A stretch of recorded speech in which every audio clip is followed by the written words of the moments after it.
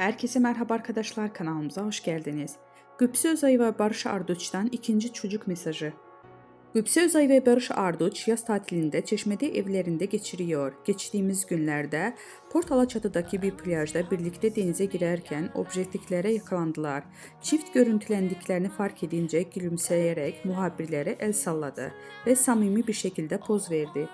Güpse Özay ve Barış Arduç sosyal medya paylaşımlarıyla takipçileri heyecanlandırmaya devam ediyor. Özel tatilde yaptığı bir paylaşımda kendisine geçici bir kroket dövmesi yaptırırken ikinci çocuk sinyalini verdi. Paylaştığı fotoğrafın altına şu not düştü. Çocuk dövmesi yapıp duruyorum kendime. Demek ki gizli gizli istiyorum. Bu paylaşım çiftin ikinci bir çocuk düşünüp düşünmediği konusunda merak uyandırdı. Güpse Özay ve Barış Arduç çiftinin hayranları bu paylaşımın ardından ikilinin ikinci çocuk planları hakkında heyecanla yorum yapmaya başladı.